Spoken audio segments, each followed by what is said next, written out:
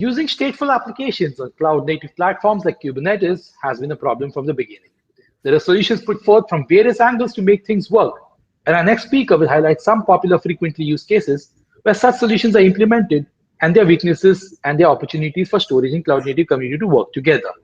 Let me welcome on your screens now Rakesh Jain, HTSM and researcher from IBM.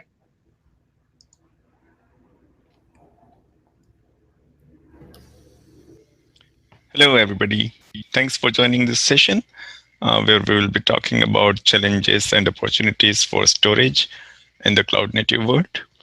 Myself, Rakesh Jain. I work at IBM and I'm involved with the SODA Foundation pretty much from the beginning. I'm a board member there as well as TOC co-chair. So today's agenda is we will be talking about the databases and especially NoSQL databases in Kubernetes Cloud Native, as well as other topics we would want to cover Kubernetes disaster recovery and the object revolution. So most of the time we will be spending on databases because that is the most important aspect for stateful applications. But before we begin, let's actually cover some of the basics of storage in Kubernetes so that we are all on the same page. So there are actually around 4-5 different ways storage is done today. The first one is very simple. It's actually not storage as such, where the application pod itself, where data can be stored. And if it is done that way, if the pod goes down, and the data is lost. So it is not really stateful. But anyway, this is, the first type of storage one can think of. Not really stateful, maybe useful in some cases. The second type is when you have the local disks on the worker node, then you can use that as storage for the containers. This is okay as long as the worker node offers the local disk and it is persisted, meaning after refresh, after reboots, the data is there. So then as long as it offers, it is stateful. And the problem there is that any failure of the node, you actually, for the time the node is unavailable, you won't have the data available from that particular node. And basically, your pod is tied to that node only. It cannot move around, which is what Kubernetes offers otherwise. All right. The third option is where an external storage is used, which is connected to all the worker nodes. So this is something kind of like, enterprise storage systems, probably. The pod is free to move. It is definitely stateful. The pod is free to move from one node to another because it has the storage available on either of the nodes. Then it can actually serve the data no matter where it is. And of course, then it can handle the node failure. Now, there is yet another option, which is called container attached storage. This is where there are two variants of this. In first one, this is where the local disk of the worker node is used, but it is not used directly by the application. Instead, there is another kind of controller mechanism is used, which actually creates special pods to store the data. In the sense that what is shown here is the storage pod. So basically, there is something which is controlling these pods. These pods actually act as storage for the application pods.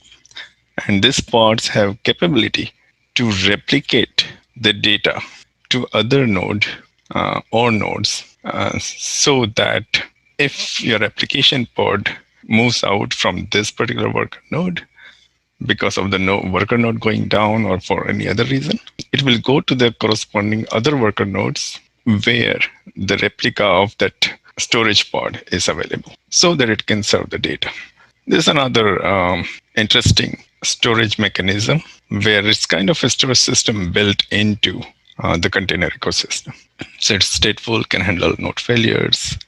One key thing here is that replication, because of the replication, it results in lesser usable storage. What it means is that let's say you have 2 terabyte disks on each worker node.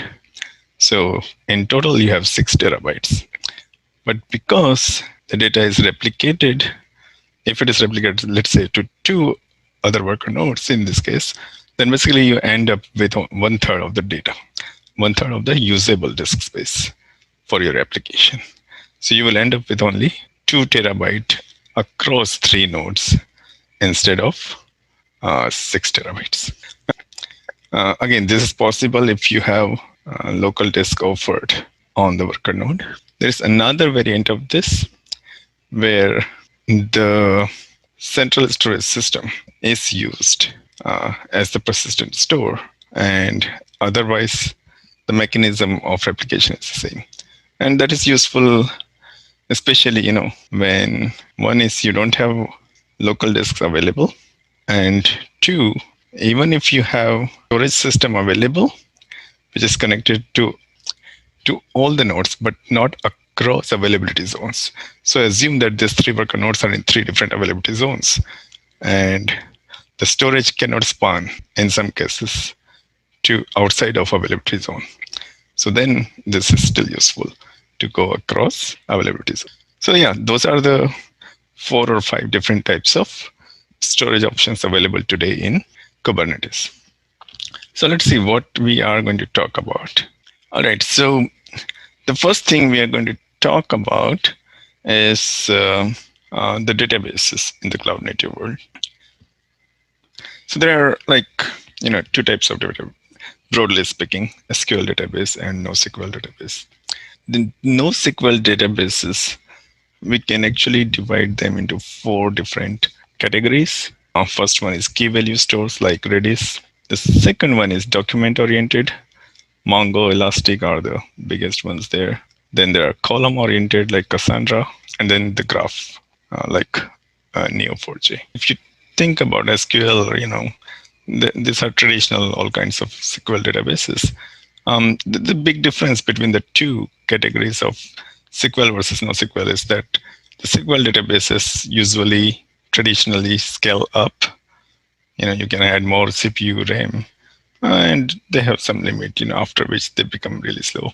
Whereas the NoSQL ones, you can scale out to multiple machines, and they usually run on Kubernetes hardware. Now, of course, there are some advances in SQL databases as well to scale out, and we see some promising results there as well. Mostly we will be focusing on NoSQL today. All right, so what are the characteristics of NoSQL databases? These databases are designed for big data, and most of this use basically the commodity hardware. Node in the database cluster is usually the whole machine, maybe VM, maybe bare metal. These databases perform the best with local disks because they use commodity hardware, just the computer machines.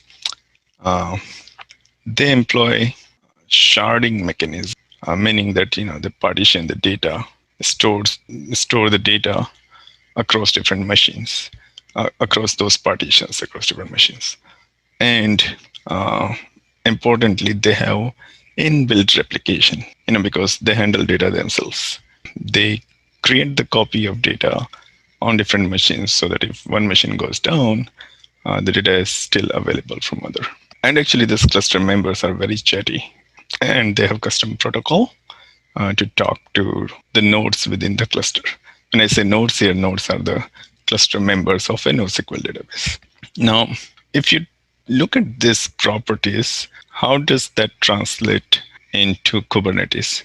Because what we have done today in most of the cases, in almost all of the cases, is that we have taken these databases and tried to fit them into Kubernetes as best as we can. If you look at these characteristics, you would think that because they have the node in the cluster, the node basically translates into a pod on the Kubernetes side, because that's where their program runs. And these databases are designed for big data, for nodes, the cluster nodes, which actually take the whole machine. So, which literally translates into large pod size for us on the Kubernetes. They use local disks, SSDs. What does that mean for Kubernetes? Should we use local disks there? And if so, then what do we lose on the Kubernetes side? Because Kubernetes doesn't prefer local disks because of the pod portability issue. And they have built-in replication, right? So what does it mean?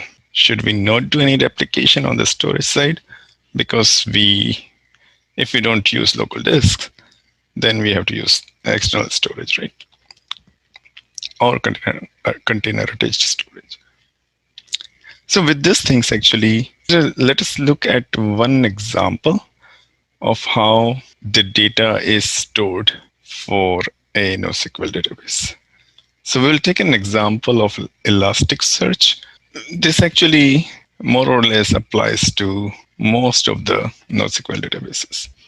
So if you look at this diagram, think of it, that we have deployed Elasticsearch in a Kubernetes cluster, and these are the different pods of Elastic. And just assume that these are all on their own worker nodes for simplicity. All right. And they have something called the data pod, which actually it is the Elastic concept, which actually is responsible for storing and managing the data. All right.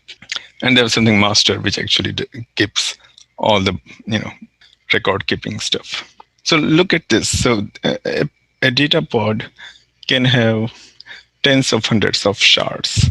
I'm just showing here 2 shards. And let's say this S1 is a shard, and P is for primary. And there is a replica of this shard. S1 is here, R is the replica for that. So this particular shard is stored on this pod as primary because data came here first. And it actually stored here, and it created a replica in a different pod on a different node. So if you look at this, S2 is here, S2's replica is here, S3 is here, S3's replica is here. Likewise, right? So if we lose this particular set of either one or all of these pods, let's say these 3 worker nodes are in a availability zone, and we lost that availability zone. So basically, we lost S1, S3, S4, and S5. And you can get S1, S3, S4, and S5 into these 2 other sets of nodes. So that's basically the whole reason of replication within the NoSQL database itself, right? Now, these shards are stored on a persistent volume in Kubernetes, right? So S1 and S3 are on PV1, and likewise others, right? And what I'm not showing here is that beneath this PV, there could be local disk, there could be external storage, or container attached storage.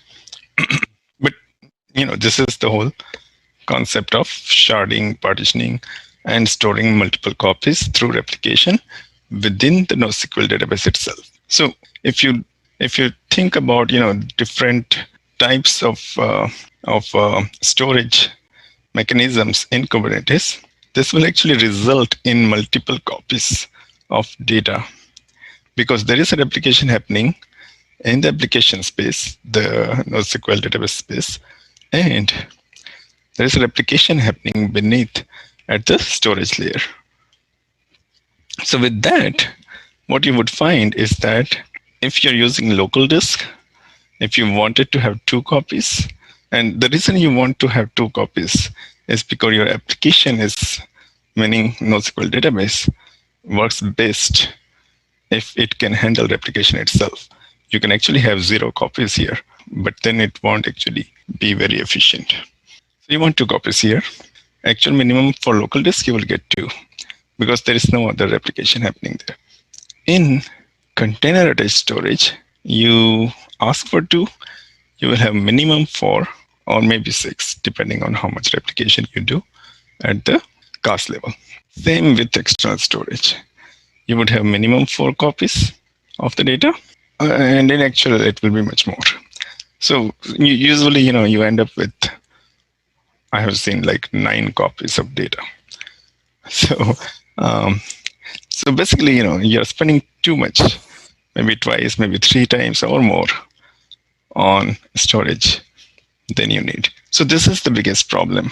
Now, this is basically a summary of what is happening. Local disk actually work best for these databases for both capacity and performance. But then we have other problems because of the way Kubernetes is treating those. Sometimes, local disks are not even available on worker nodes. And so what we have seen today basically is that we have migrated somehow our NoSQL databases to work in Kubernetes, which by the way works best because it's not easy to handle VM nodes. It's much easier to handle pod-based NoSQL nodes, right? So that is much easier, but there is a lot of compromise there on cost or performance or both. So what we can do, we have to build NoSQL databases with Kubernetes in mind. So this should be Kubernetes native databases. This is what we should be doing. I don't know if there is any effort going on in this field right now. From what I know, there is none. But if you know, please do let me know. We should be creating databases utilizing Kubernetes objects, APIs, controllers, and everything it has to offer. Yeah, think about the pod size because bigger pods cause other problems, which I'm sure you are all aware of. We should eliminate any unnecessary multiplication of storage, and we should actually be using storage more intelligently, perhaps in conjunction with the local disk. So yeah, there should be some combination of local disk and the central storage. But I think that all depends on how we want to address the problem. So this is something the Kubernetes community, the storage community should come together and work together. Okay, so the other challenge we want to talk about is disaster recovery for Kubernetes. Okay, so storage, if you look at, the storage systems have pretty robust replication mechanism for replicating data, whether synchronously or asynchronously to other storage systems, across availability zones, across regions, wherever. Now, if you look at the, the Kubernetes deployment using this kind of external storage, so the data is replicated to other site. And what about the application? Now, it is not as simple as, just deploy this application here also, and it will magically work. So it's not as simple as that. Usually, it actually, the objective is that, if this site fails, this site should take over immediately. But in actual, it actually takes many hours to rebuild the site on the secondary site, even though you have the data readily available. So this is the problem we are trying to address, or I should say that we should be addressing this problem. So this is a very short one. Basically, there's a need for storage driver vendors and Kubernetes community to work together on this solution approach. If the site goes down, this should be readily available instantly. And I'm sure the CI/CD community also has a role to play here. And Soda Foundation has kind of, a central role kind of thing to play here to make this thing work seamlessly across. So this is something we should be looking at. Okay, and the third thing I want to talk about today is the storage for the internet with all the protocols. Protocols here are file, block, and object. So this is related to our object revolution. Back in 2006 or so, AWS S3 was launched, and it was called storage for the internet, and it actually indeed turned out to be that way. Initially, it was for backups, videos, and images, but it has very good security, elasticity, reliability, durability, and to great extent, good enough performance. And over the years, it has evolved and evolved. And today, it is actually used for analytics and machine learning jobs for massive data lakes, right? So this is very interesting, the way it has grown. And the reason it has grown so much is because it's easy to access from everywhere. And recently, they have added strong consistency as well to that. So what does that mean? What if we can take this and do something with it further? So what I'm saying here is that what if we can use the object store as the backend for both file and block? What I'm showing here is that this is the object store. So if you're using object protocol, you use it directly. If you're using file or block, they will be backed by object. So in fact, this is not my imagination. It is actually a research topic in academia today. And I think we need to increase collaboration here, especially from open source community. So there has been a lot of work done in improving the performance of object store in open source.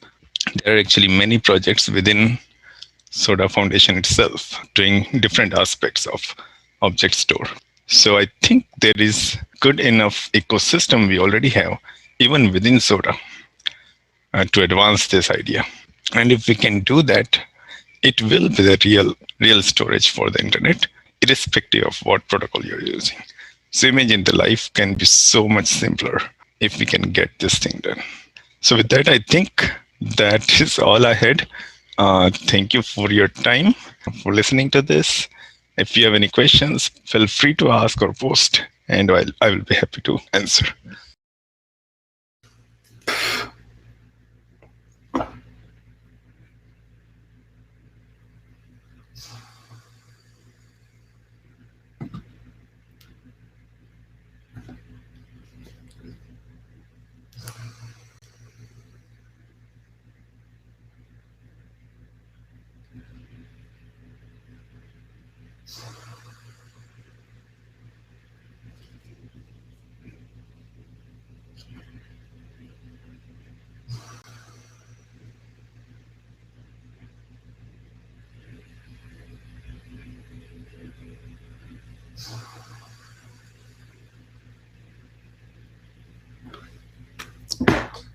Avneet, we can't hear you, but I guess I can read the question.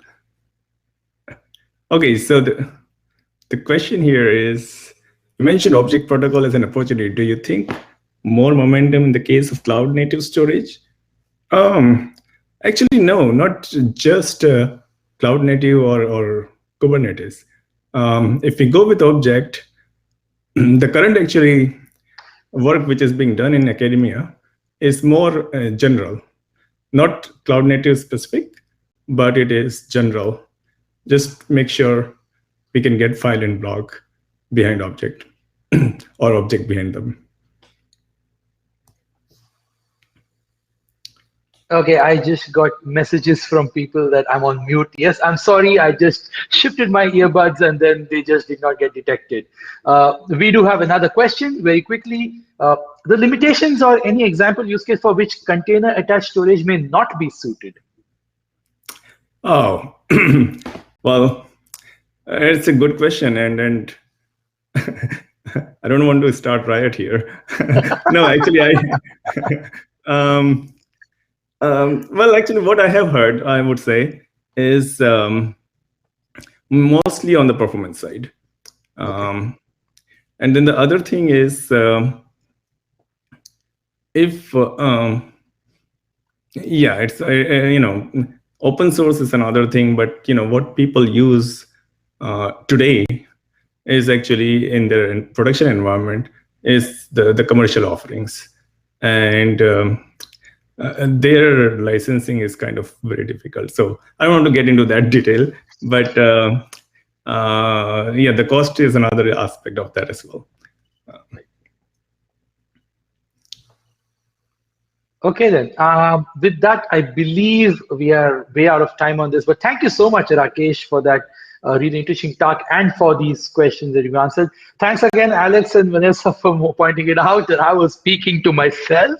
And with that, it's time now for us to attend the next session. We will be ending the session shortly. The next one's going to be very, very interesting. It is the Soda Jerba release preview session. So let us all move on to the next session from here. Thank you so much.